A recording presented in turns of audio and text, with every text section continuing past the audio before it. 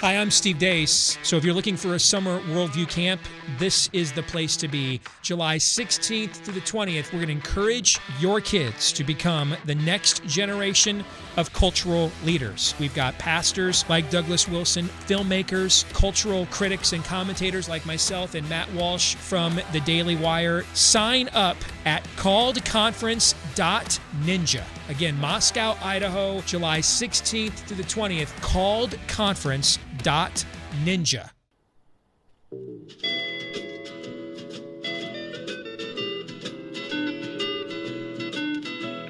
Hear the world's calling, but son, don't you listen. They're only trying to drag you back into prison. That's right. Welcome back to What Have You. I'm Rachel Jankovic. I'm Becca Merkel. And here we are at the park. Having skipped a week again. On a hot May day at the park. Yeah, and we're sorry, guys, about last week. It just got away from us. I actually couldn't even tell you what happened last week or why we didn't manage to get a podcast I think in. I could tell you. Maybe I couldn't. We were it all just blurred up. screaming around, not doing podcasts. The podcast did not come to happen. And then we had a sudden kind of last minute trip to Nashville that I went with Ben and then got stuck in airports and delayed an extra day. And so I just got back like an hour ago and have been up most of the night following upon a red eye out. I did not realize that you just got back an hour ago. So I did. welcome back to Idaho. Thank you. But yeah, I red-eyed out on Friday night and then we were there Saturday and then Sunday we were supposed to get back and then we got stuck in it. Anyway, all to say, if I'm not coherent, everyone just bear with. Just know why. Mm-hmm. It's because we missed a podcast and things have been bad And ever we didn't since. even get a coffee before this. I have You some did. cold coffee You in the have car. coffee. You I can don't have that. any coffee. Yeah. Anyway. Mm-hmm. Anyways. Life was Anyway, who? life was speedy last week. And Yeah. life is going to be speedy this week because it's finals week. It's The last week of school. graduation. My son turns 20. This is the last few days that I will have 5 teenagers. Isn't that cool? It's very cool. You're You're yawning. You don't yeah, get I'm to sorry. yawn. I can. I may if I want to. So, I think there are 2 questions that we've Getting gotten sassy. that I can think of that I meant to bring, like that I think I Okay. may have responded to people. I'll bring that up or Okay. something. And now we'll find out if I even remember what those were. Because things being what they are, we haven't been keeping them in a notebook. We don't have a show manager who No. takes diligent notes. No, and nothing like that has ever happened presents to them us. to us on cue cards. No. If only they did. So, I could use someone holding up a thing saying, you already told that story. Would you stop? Would you stop talking about it? Okay, so the first one was someone saying they'd never heard of singing psalms. That Really? they had not, Okay. or never, and did we have recommendations for kind of getting started? And, then I was like, wow, I guess we started, I would say our own history of psalm singing was something that started when we were children, really, Jesus people kind of scripture songs movement, Well, I was going to say right? you've probably sung psalms without Yeah, maybe noticing not. So- that that's what you're doing. you know. Yeah, but I was thinking that's like the entry level, right? Would be a lot of those scripture songs. A lot of those are psalms. So, those are still good classics. I love those from a lot of those from our childhood. And then when our church started seriously, when we were convicted that we ought to be singing psalms, not just the great hymns of the faith, but we should also be singing psalms. Wasn't it the book of Psalms for singing or something like that? I think so, yeah. That's a psalter that had a lot of ones that have become real favorites from that. So I don't know. I think that they had I feel like there was a CD, right, that you could listen to some of those. Well, we learned them as a congregation. So I'm thinking if you don't play the piano or you couldn't get yourself started. But from that one, the ones that were our real, like the ones that we sing all the time would be 22C, 98A. 98A. What's the one that we sing at all of the... 112, I feel like, was a hit. 128. 112, 76, 64. Like, I remember them like that, which is funny. 119X. Yeah. The funniest part about those to me is that then we switched to many of them being the same psalms, but no longer called by their numbers. Right. And so now, we would call we have like a mashup system going. But a good CD would be Brother Down did a CD with Canon where you could hear. Those are less like the psalms that we would sing in church, because what we sing in church is primarily vocal singing. We have a piano or accompaniment, but it's not like a band performing up on the stage. We're primarily singing with our voices in church.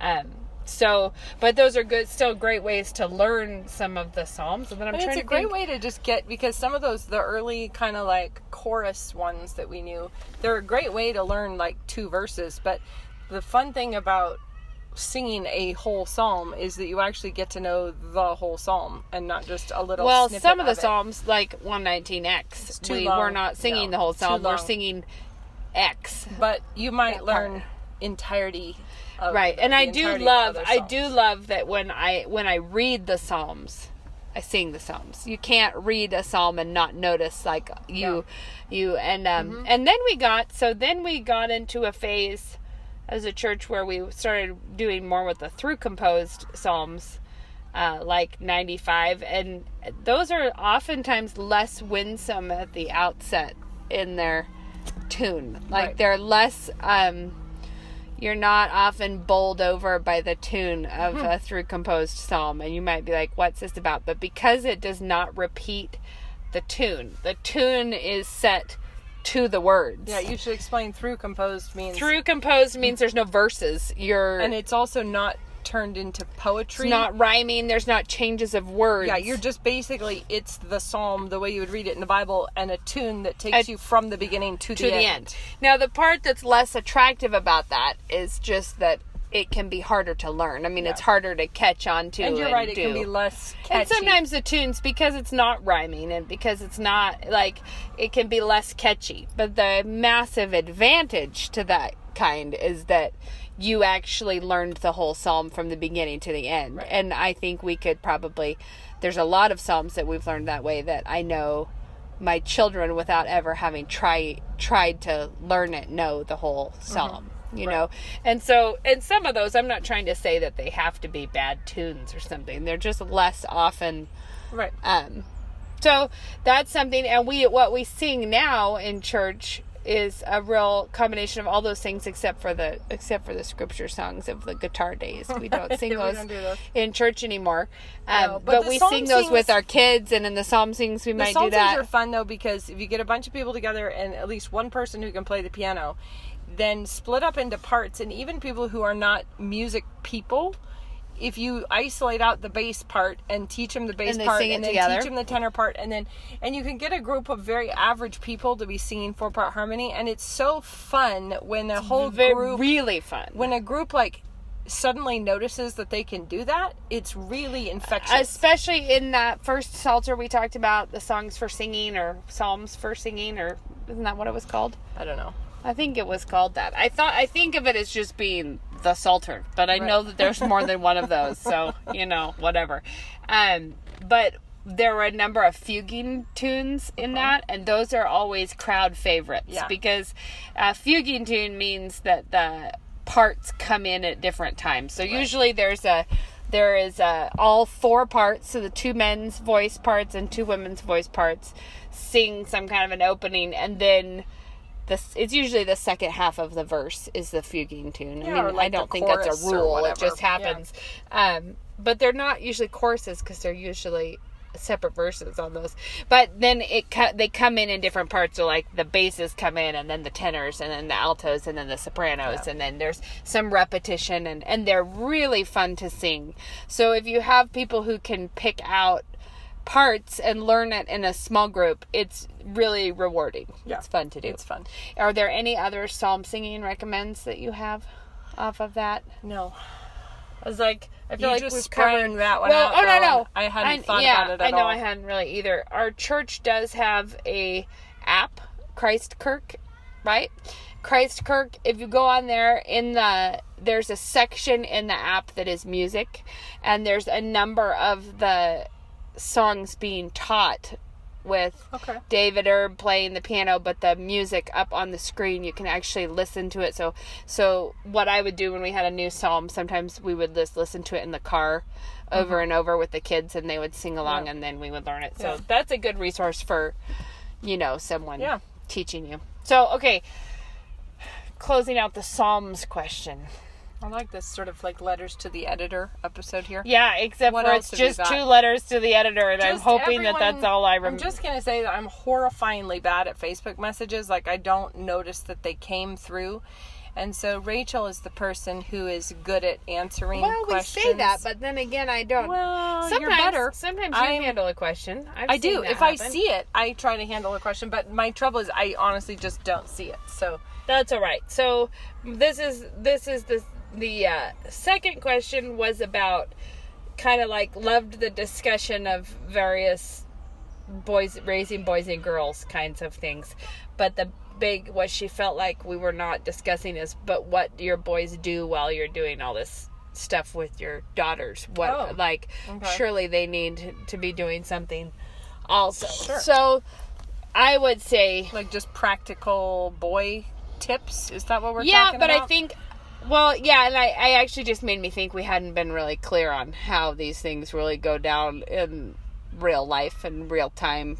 Kind of, because it's not like my girls wake up at dawn and are in the domestic arts no, like curriculum that I have going for them, where they're from one subject to the next, training all the time. No. So usually I have 4 girls and I have 3 boys. So usually I'm not even with all the girls at one time. It's like somebody's learning something and someone's learning whatever, but it's not like we're. But I would say, at least in my house, the domestic arts part is incredibly organic in terms Totally. It's never like a, hey, girls, gather around as I teach you something. It just... No. It just and a lot of happens. this stuff, which I hope we were clear on, we're not trying to keep the boys from knowing how to make dinner or do whatever. But we're not... Okay, so maybe I'm missing the gist of the question, but I feel like lately I've been thinking about this. We give our girls an education. I know we've talked about this. But we give them the identical education we give the boys. And I think in many ways it's actually tougher for the girls to figure out what their role is. Or at least it's much easier to forget to provide them with that piece. Because I think they have to take their education, which in the case of our kids and the school they go to, it's very rigorous. They're learning lots of kind of impressive academic things, but then we want them to be domestic. And so and we want them to be domestic with their impressive academic achievements without changing the subject. Yes. So we don't see it as two different horses that they're trying to ride at the same time. It's actually we're seeing this as the way that we equip them to be domestic, but that requires a one more step to translate it. And I think it's actually much more direct for boys, because boys, you give them the education, they go to college, they get their degree, they go into the workforce, it's all very linear. And I think girls have to be able to translate and adapt and take the same principles but then embody them differently. To me, it really is like them doing the other half of the dance. But it's like... that was what Granddad always said. Not everyone thinks Fred Astaire is so great, but Ginger Rogers had to do it all backwards and in heels. Yeah, and the thing is... Was he quoting someone else? I'm sure he was. I think Sounds that's really kind of famous a truism. Yeah. But I remember Granddad saying it, so... Yeah, but the thing is like, I feel like when you simply give the girls an education, what you're doing is you're teaching them the straight dance step, but then they have to learn how to flip it and do it slightly differently. And so I think that requires a much more conscious effort on the mother's part. If you're doing the we're teaching you to be a thinker, wife and mother, but intelligent. Yeah. You're teaching them that, but then you have to teach them how does that connect to the domesticity piece. And I think that Maybe I need to write this book about all the things you can learn in your crafts. guys, we're sitting here at the park with the windows down. So basically you're hearing Someone told me recently all the sounds of Moscow. Someone recently told me that we always are apologizing for noises they can't hear on the really? Because podcast. see, if I ever re-listen to it, I'm like, whoa. Oh, background noise around That happened. There's Yeah. my heater being weird again. Anyway, maybe that was one of our deafer listeners. so this is the thing that I was thinking about, that I don't ever, there are occasionally things that I'd be like, listen, girls, this is life and you need to know how to do this. This is going to be your job long term. Yeah, sure. You got to know how to, that, you know, Yeah. just, there are just things. It's like, if you're going to be a mom, you got to know some Okay. mom tidbits. And almost universally, those are things like, you don't get to opt out of the laundry, or it's not like I'm teaching them ointments for diaper rashes or something. It's not the details. I'm trying to shape the character. Yeah. Fixing your It is the character shaping things. The like, don't be selfish, or how much petty resentments are ugly. And obviously I would do that with boys too. But the thing I was thinking, the real difference is that long term, we don't want our sons thinking of home as where the real work of their life is going to go on, kind of. Well, yes and no, because obviously we want them to raise their families and pay attention to their families and be responsible Right, for their but families. I'm talking about that's the different than domestic art domestic side arts. of the Yeah. home. Like, Right. being people who are, like, we want sons who are oriented to the home in a godly, manly way, meaning that this is what I protect, this is what I would give my life for. Right. Not, this is what I make cozy. No. This is what I make smell good, and this No. is what I make, you know, like, we want it, and it doesn't, it's really more of a long-term orientation than it is a specific things that we're not letting our boys do. So if it's really like crafts and things, our sons do more, they do stuff like, all of our kids like to draw, all of our kids like to, you know, build random things, all of them like to do pottery, but the boys do more of that with the... But see, okay, maybe this is me being too philosophical here, but we have talked about NSA before, and New St. Andrews, where both of us went. Yeah. Your husband went. My husband is the president of the college. We are sold out on the vision of NSA, and it's a liberal arts college. And the goal of the education is not mere certification for certain sets of skills. It's about Right. turning the students into a particular kind of person.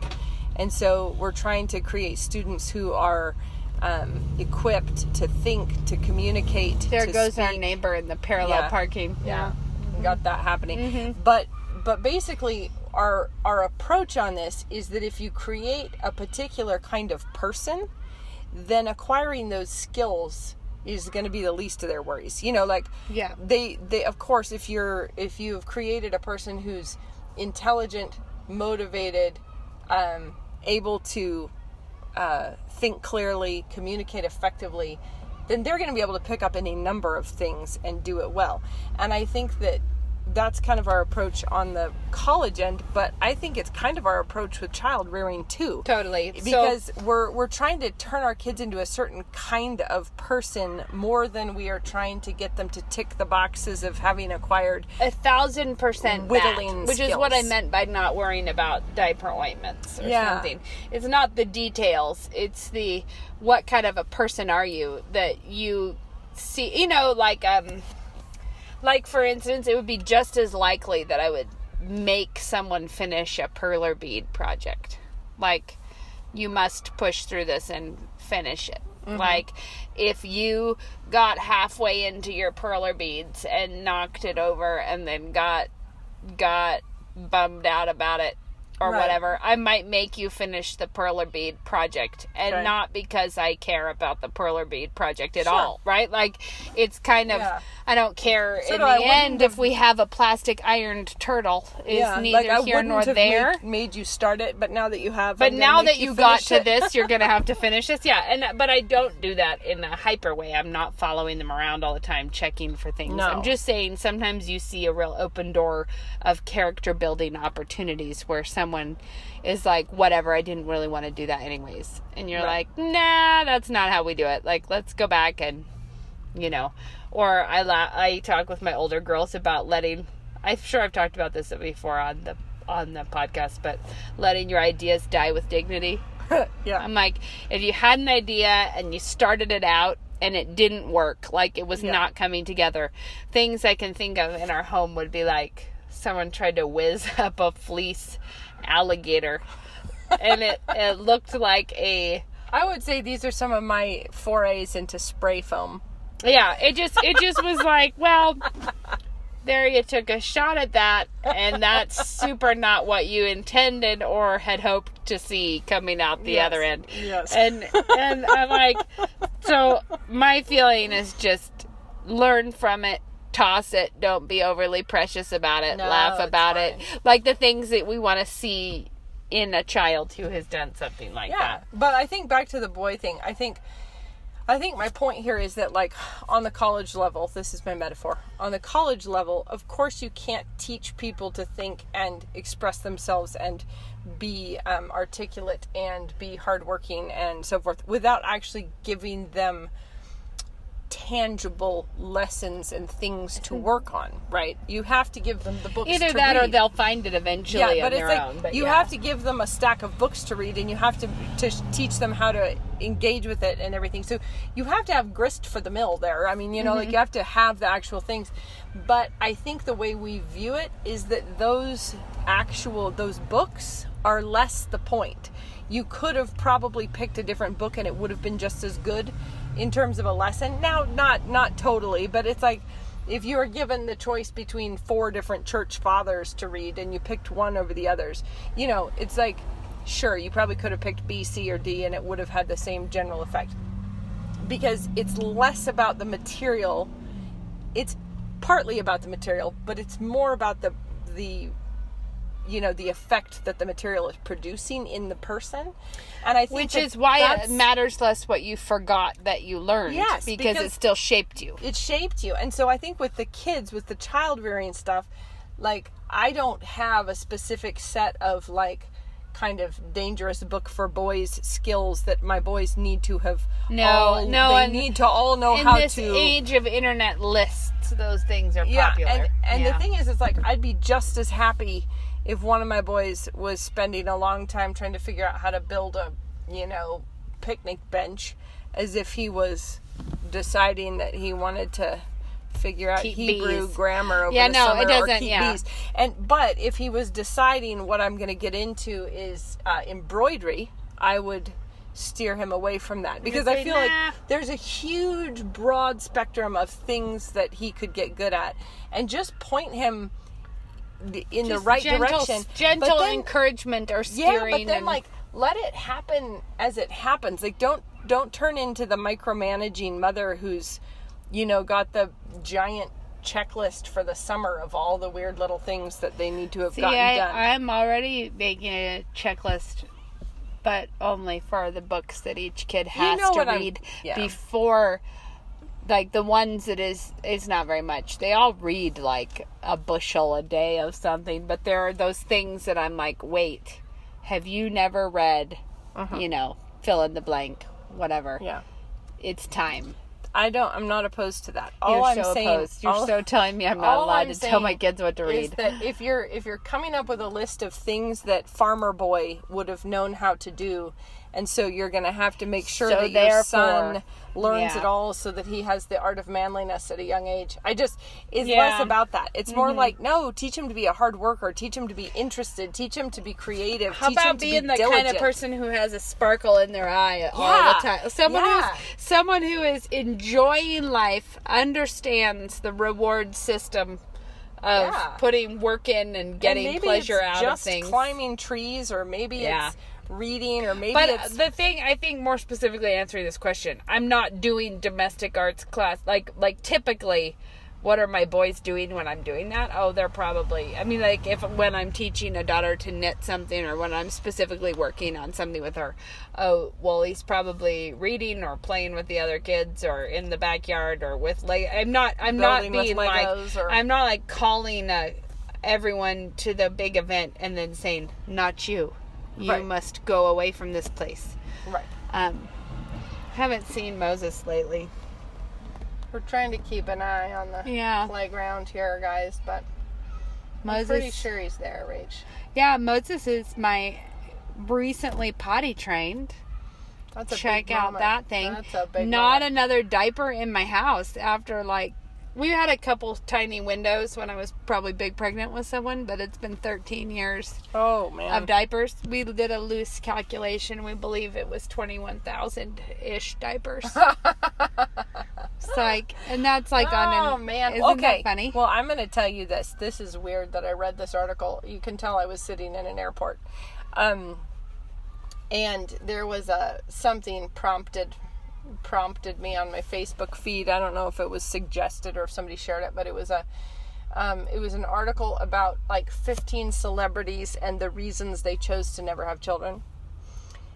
You can't. Could it be because their own childhoods were miserable? No, it's basically could have been summed up by 15 people who were selfish little piggies. I mean, it was so bad but your comment about 21,000 diapers is what made me think of this, because all of them were sort of like, yes, I just knew that although I could have children, my career is just so much more important to me than children ever would be, and I wouldn't want my children to suffer, so I just didn't bring them into the world. Actually, because I'm so noble. Yeah. Because I'm so noble, I already knew. I already knew in advance that I'd be a selfish piggy wiggy. Well, no, they were saying things like, well, I just knew that it would be like 18 years, and it's like, I can manage pets because the puppy phase is short, but I don't have patience for children.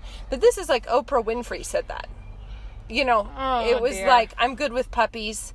Kids are too much of a commitment.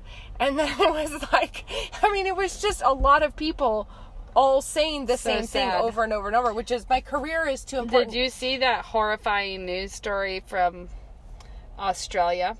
That really is the worst thing. I mean, it's just like so many layers of devious that you just can't even with it, really. But it was like woman who was pregnant with twins and was told that one of them had a heart defect. So they went to abort the one with the heart defect and aborted the healthy one. Oh, my word. Found out, whoops, we killed your wrong child. So they went ahead and still aborted the one with the heart defect that they set out. Like, it was like, we don't want to bother with that one. And everyone's like, dang, awkward,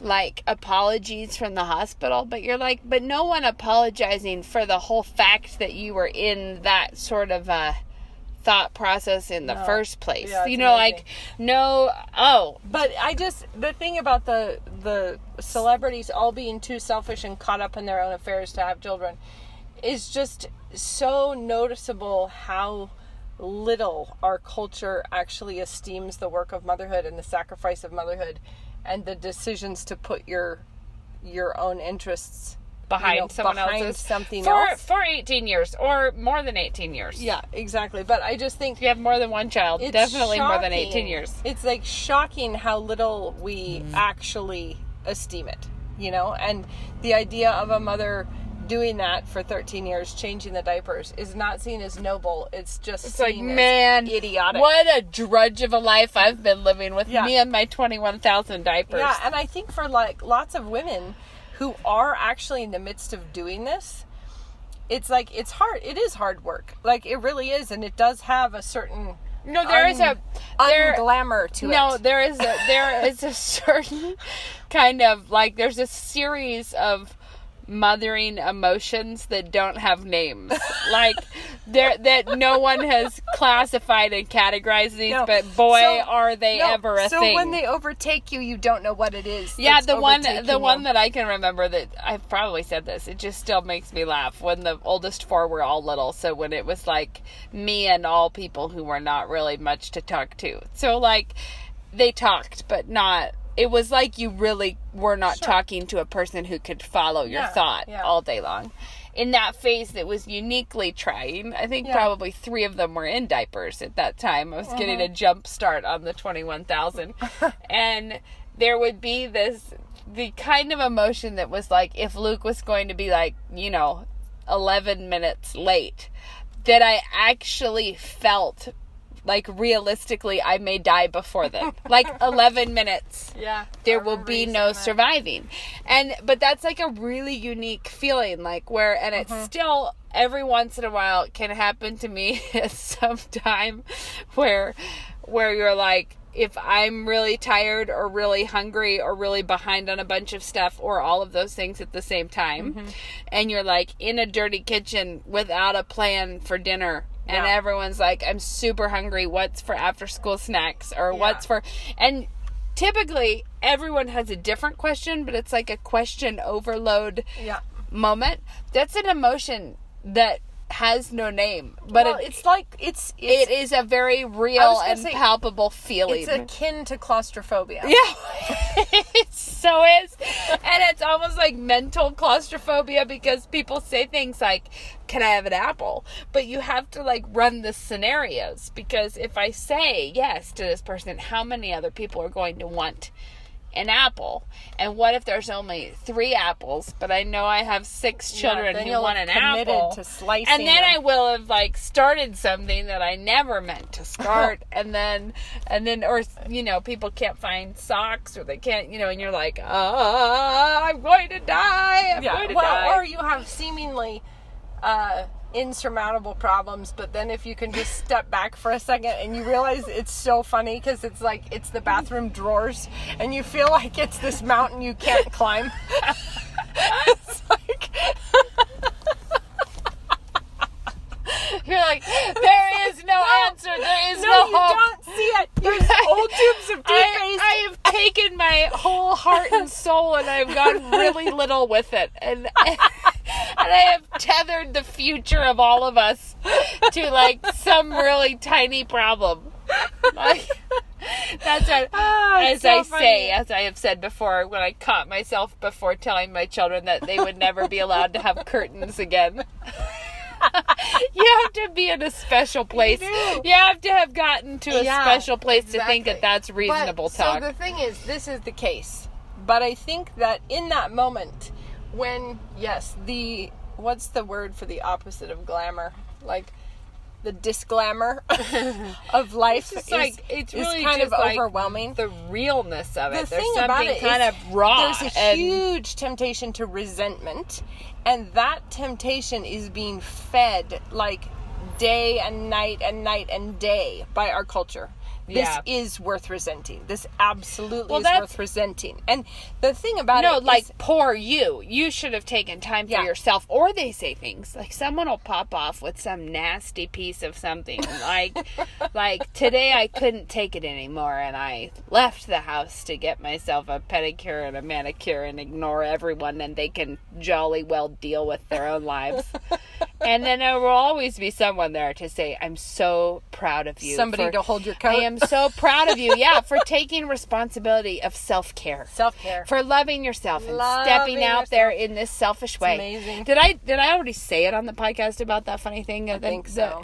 That it was like, everything that's good and pleasant will fall into place when you are just selfish. But see, here's the thing. Like, we have a culture that is fanning that little flame, the temptation to snarkiness. But specifically fanning it for women, because it's not, they don't do it to men and their children. To men, they're all like, how dare you oppress womankind by not handling your half. But I think there's a couple things for this. One is to note that if the culture is spending this much energy attacking something, then it tells you that gotta it be good. is gotta be good. Gotta be good. If they are willing to spend this much time attacking it, and by like golly, paying for billboards, it's I worth mean, like, they're- defending. Yeah, they're worried about it. They're It's like stand your ground, women, because it's worth it. Like if the enemy is But relentlessly what attacking you said it. about all the little, like, you will be all of these little things that come your way every day. You are feeding something. All of those little moments are feeding something. You're growing something. Yes. And you could be growing your own bitterness and resentment about the work, or you could be growing your own Christian walk in how much you lay your life down and But it's also do it cheerfully. so short-sighted of everybody, because no one would ever treat it this way. Like if they came into your house and they saw that you were repainting your living room, for instance, and it was like you had drug the furniture out and you taped some things off and you taking the curtains down and you're painting and you're like all covered in paint and it's all just a little bit, caulk kind of here and there. Nobody would come in and be like, you poor thing. How are you doing? I mean, because everyone sees like, oh, you're in the middle of an important project. How exciting. This looks fun. And they might say things like, I think wow, someone out there might somebody say, will do poor, it. poor thing. Somebody will. Yeah. But I just mean like most people see that like there's an outcome here, and they see that all of this effort and the fact that, yep, you've got, drywall dust all over your head. This is all because you're actually trying to do something neat. And they see that there is a goal in mind, but for whatever reason, when it comes to raising children, it's seen as this utterly worthless thing that has no outcome Part of that whatsoever. is people tend to think that you are the result of your child raising is going to just pop out the other end with nothing to bear on what you put in. Yeah, like that. There's no, Right. It can't possibly They're probably be your gonna hate you responsibility. anyway. Yeah, you're going to go through this horrible time where they're Teenagers really are going to mean be to awful. you. Like, I wonder why they would think of ill of us as But I just mean, like, teenagers. if somebody came into the kitchen and you were in the middle of cooking a major I'm dinner. loving. Sorry, out here on the playground, it looks like a nice dog, but I'm like, Your kids are gathered around. my it. kids are just He's tied up. Yeah, I know, but Moses went and put his arms around his neck to that's like funny. say hello to the dog, and it. But I just mean, like, let's say somebody came into your kitchen and you were in the middle of making soup, and they started bemoaning the fact that you Oh my had word! carrot It tops. smells like Carrot sautéing tops. onions. In Yeah, here. and look at the Yeah, onion papers that you've got scattered around. This Like, is- because people see that there's... Don't you feel just really demeaned? Yeah. By all It's this. like, when they see a lot of sawdust, they actually generally understand that That you're trying making to make something. something here. And so it's really... I think it's a really important thing to not lose sight of the fact that that's actually what you're doing. I think I've said this part on the podcast because I'm Miss Repeaty right now, and that is that when I first started having children, and I hope some of you have noticed this, but when I was first having children, it was far more common for me to get negative comments from older women, from women who were older than me. Yeah, for sure. And it was common for women to be like, kind of give you that look like, well, there you go, throwing your life away. You know what I mean? Like and that was the most common public, stranger interaction would be older women from who were being snark festivals about the kids. Yeah. But then the generation of children that were raised by those people, it's like now it is 1,000,000 times more common for me to have someone who's checking me out at the grocery store, being like, well, what do you need all this for? And I'm like, oh, we have a big family dinner every Saturday. And they're like, oh, that's so cool. Like, my aunt had a big family. It was so fun to be at their house. Or to be like, I wish I had a big family. Or I wish, but it's the weirdest of, it was a really marked transition that I far more often get people now thinking that I think it's like weirdly coincided with this whole local movement. Like we're the local people. Like we're the indigenous group that is making our own food. Tomatoes. Yeah, no, but like we make our own food at home, which is like super local yokel of us. Yeah. Anyways, but it's funny to me how much that has changed. Like that. I think it was probably Brad and Angelina started having children and everyone did reconcile themselves. I think it is. What I meant is, I think it is kids who know what they didn't get, who know what they lost, and think it's cool. Doesn't mean they're going to go on to do it. I just think it's really important for women to see that, like, culturally this matters a lot.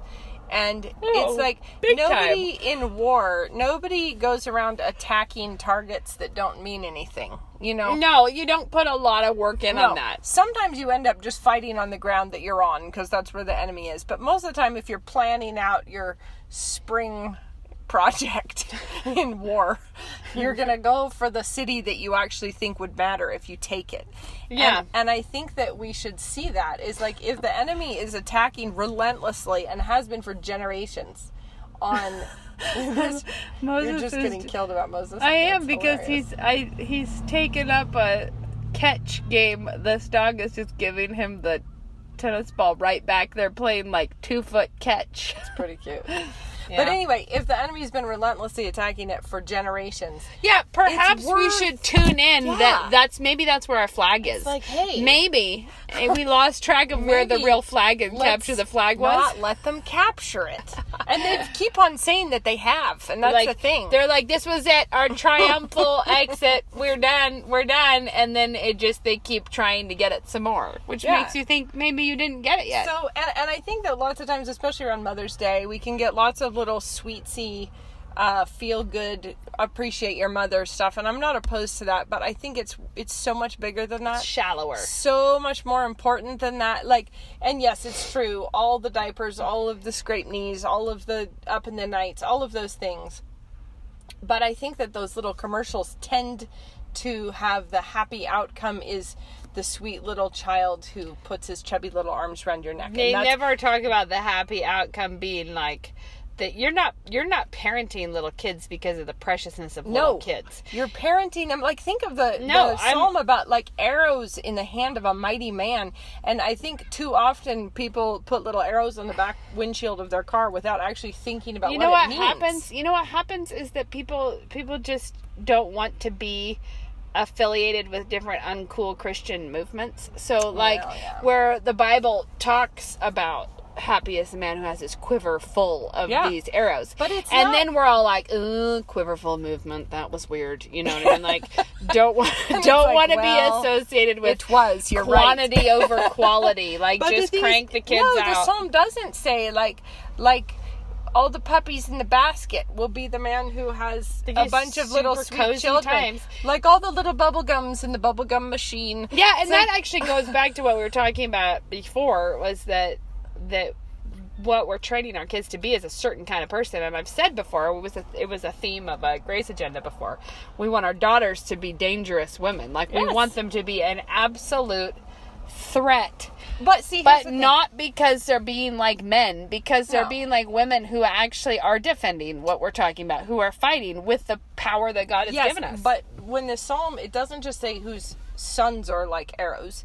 It's the children are arrows, and it's like, seriously, think about your kids. You're trying to make hand grenades here. Like, you're trying to manufacture little humans who are going to go out and actually leave a dent in this culture.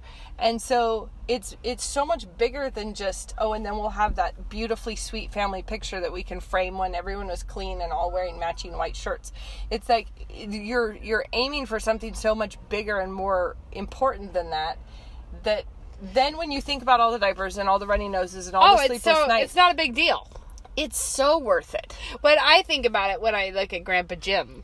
Yes. Right? And I look at Grandpa Jim and I think, was it worth it for his mother to change his diaper all of those times and to feed him all of those times? And we're like, well, how many people think it was now? Yeah. Do you know what I mean? Like, everybody. Like, how, and you look at little people like Moses and you think like, well, he's a grandfather of who knows how many. Do you know what I mean? Like, who knows how God will use these people? Yeah, like, you want them to be the kind of people who are going to go, like, honestly leave a major mark in this world. And so think of making rocket-propelled grenades or something. I know. You're like, okay, well, what kind of fire do these children need? And of course, your girls are going to be a different kind of grenade. Like you're gonna point them in a different direction. And even they're within gonna make a difference. I have 4 girls with very different gifts and talents, and I'm not aiming to make one model of Christian woman. We're aiming to be like the best that each one of these can be. Right, and then when whatever circumstances God has for them and whatever situation they're placed in, they will be the kind of person who is going to make the most of that moment and that situation with the gifts that they've been given. So it's not about like trying to conform them all into this one little stencil of femininity or this one little stencil of masculinity, but just trying to shape them. But fundamentally, wanting them to each be conformed to the image of Christ. Exactly. And reflecting that, how they are with their gifts, but all of us being conformed into one image, which is His. Right. Which does mean sometimes steering them away from certain activities because those will steering be them towards detrimental. Or activities. steering them towards other ones. Okay, so what's your recommend? Oh, I have one this time. And that's rare that I do. Okay. But I had to go buy tweezers last week because my eyebrows were looking like a wild creature of the jungle. And I could not find any good tweezers in my life. And they were like, the only ones we had were, they really couldn't have picked up like a piece of popcorn, really. I mean, they're terrible. I love when tweezers get damaged so that when you pinch them shut, the tips are not touching. No, they're not even, you couldn't do anything with it. So I was like, fine. I kept thinking that the other ones would turn up, and they kept not turning up. And so finally it was like, that's it. I'm going to go buy the stupid tweezers.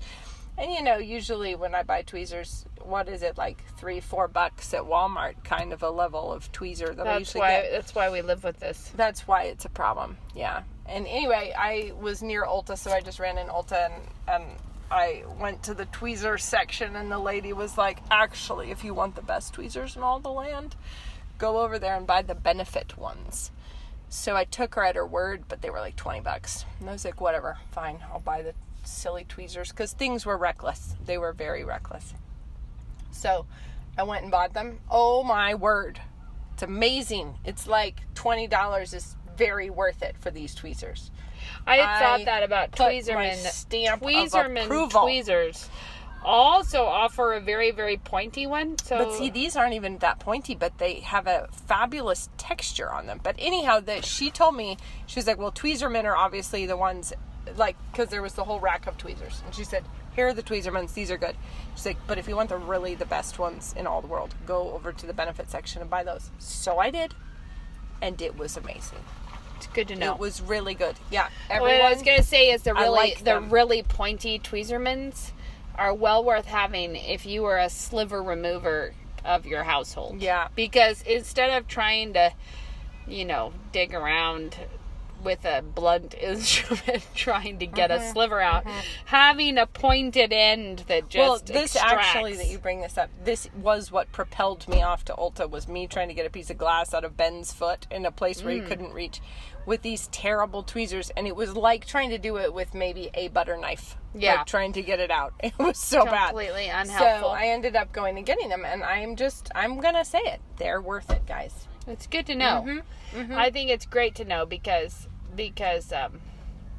I think there are some things that the name brand or the best version is so worth the extra money it's impossible.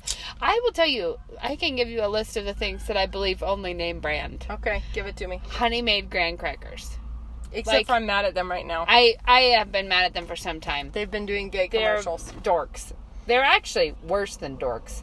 They are manipulative meanies about it, but aside from that, the quality of the taste of the cracker is like a graham cracker versus a piece of cardboard. Like the other ones are softer and crumblier. They're not. They don't snap. They just wrong texture. So aside from the political standpoints of Honey Maid, but then Advil is way better than knockoff ibuprofen. Oh, see, I get caught there because I'm like, look how much could cheaper the price be worth it? But it's so all the worth same it. Ingredients. It's so worth it. Same with with Dayquil versus like Equate Quill. Really? And probably same with allergy medicine. Probably, because some things I think, I know that the name brand is just a hoax, but in some cases you're like, sometimes nah, it does matter. nah, the nicer brand is let's a be nicer frank. brand. Honey Nut Cheerios are the only There is kinds- no bag of cheery circles for your morning that is going to taste like a Honey Nut Cheerio. Or even a generic brand, a Raisin Bran is the worst. Kellogg's are nothing. No, there's a reason that the bag cereals have not put the box cereals out of business.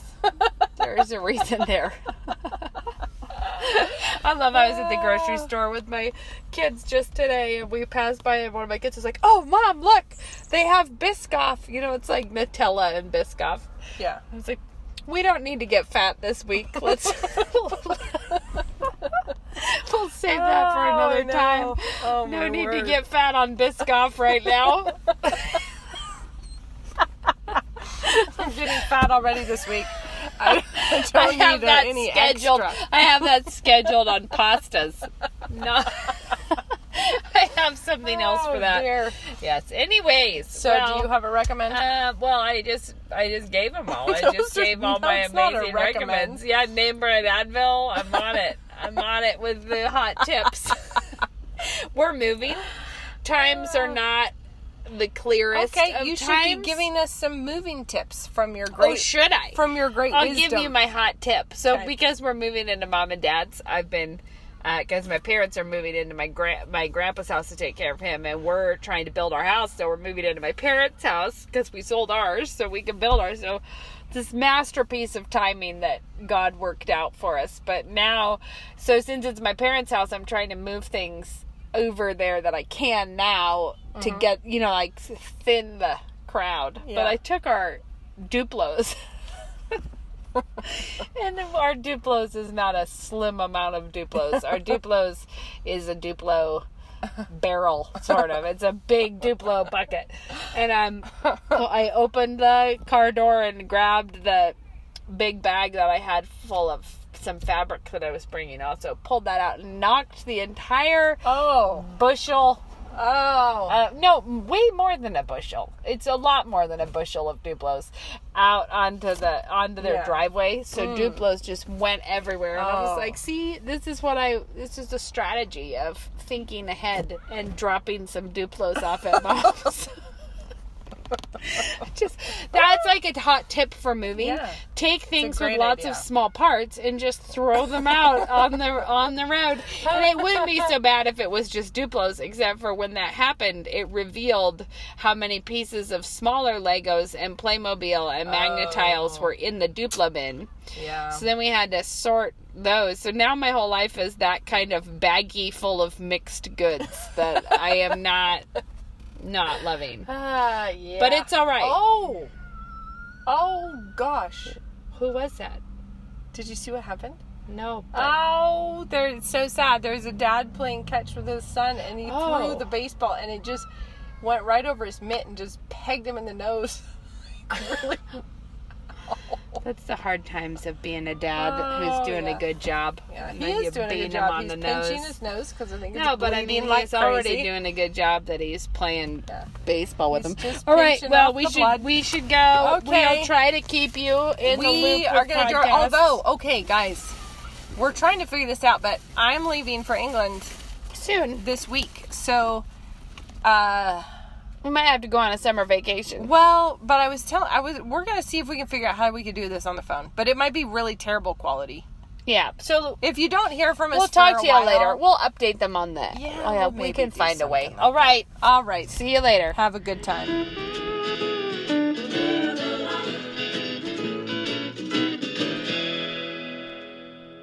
I'm a 2009 graduate of New St. Andrews College, and I'm a commercial property manager. 3 kids at Logos, 1 at home still, and I do flowers on the side out of our house. When you have these little people that you're responsible to shepherd, you realize I need to know what I'm talking about because they need to have a firm foundation and they need deep roots so that they don't get blown over and that they're ready to stand up for the truth. I am a programmer. The language aspect of NSA is a fantastic preparation for any sort of programming. I'm a real estate broker here in town. I think absolutely the perfect education for being in sales of really any kind. I actually put it to a lot of great use when I was working in the political realm. I am a pastor in Central Coast, California. Whatever vocation you take, it'll make you take that seriously because you're seeing it through the lens of the sovereignty and lordship of Christ. To learn more, visit us online at nsa.edu.